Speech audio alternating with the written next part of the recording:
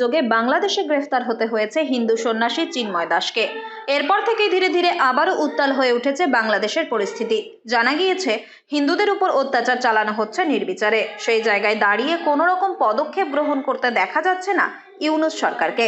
গত কয়েকদিনে পরিস্থিতি এমন পর্যায়ে পৌঁছেছে যে এবার ভারতে আসা কয়েক হাজার বাংলাদেশি নাগরিকরা রাতারাতি ফিরছেন নিজেদের দেশে। যে কোনো মুহূর্তে সিল করে দেওয়া হতে পারে ভারত বাংলাদেশ সীমান্ত।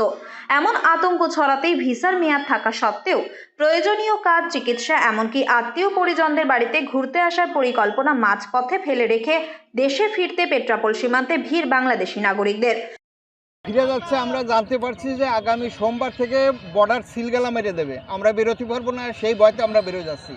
আমাদের ভারতে আত্মীয় স্বজন রয়েছে, আমরা তাদের সাথে যোগাযোগ করি, কিন্তু এই যে কথাটা করলো, আমি গতকালকে আসছি, আজকে আমার চলে যাচ্ছি হচ্ছে আত্মীয় স্বজন রেখে। না, ভারতের সাথে বাংলাদেশের একটা বন্ধু সম্পর্ক, আমাদের বন্ধু ভারত। কিন্তু এই যে বর্তমান যে ইউনূস সরকার, এনজিও সরকার, এ এসে মনে করতেছে ভারত মনে হয় আমাদের সর্বনাশ করতেছে। হ্যাঁ, এরা বলে এক করে এক, বলে ইলিশ মাছ দেবো না, সেই ইলিশ মাছ আবার টনকে টন দিচ্ছে। আন্দোলনের কারণে তো যে কী নাম, এরা চেন্নাইরে অ্যারেস্ট করছে, তার জন্য এই সনাতনীরা সাংঘাতিকভাবে খেপে উঠছে। তেল 200 টাকা, গতকালকে থেকে 200 টাকা বিক্রি হচ্ছে সোয়াবিন তেল। হ্যাঁ, একটা ডিম 16 টাকা, এরকম সব কিছু। আর কাঁচামাল তো আছেই, 80 টাকার নিচে কোনো সবজি নাই। দেশে ফেরার জন্য পড়ছে লম্বা লাইন। বাংলাদেশে হিন্দুদের প্রতি অত্যাচারে কড়া প্রতিক্রিয়া জানিয়েছে ভারত।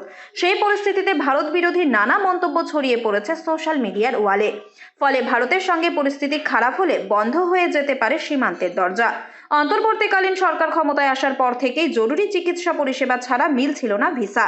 ভারতের সঙ্গে বাণিজ্যিক আদান প্রদান চললেও সে দেশে অস্বাভাবিক জিনিসের মূল্য বৃদ্ধি অন্যতম কারণ হয়ে উঠছে মাথা ব্যথার। এই পরিস্থিতিতে এখন বাংলাদেশে থাকা পরিবার পরিজনদের পাশেই থাকতে চাইছেন ভারতে ভ্রমণে আসা বাংলাদেশি নাগরিকেরা।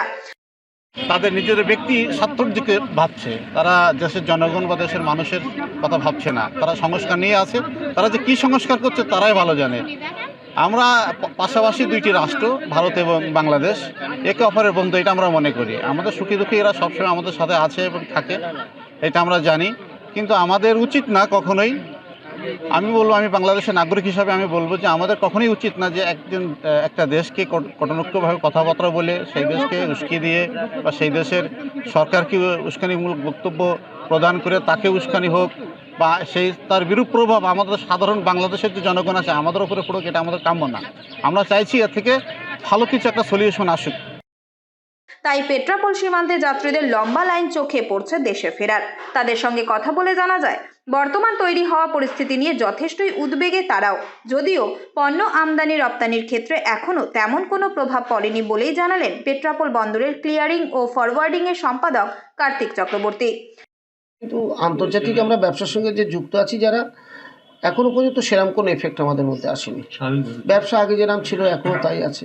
তবে একটা জিনিস যেটা লক্ষ্য করছি যে মানুষের চঞ্চলতা, বিশেষ করে ইমিগ্রেশনে বা প্যাসেঞ্জার যারা যাতায়াত করে তাদের মধ্যে 2-4 জনের সঙ্গে যারা কথা বলেছি তাদের মধ্যে একটু চঞ্চলতা ভাব দেখা গেছে।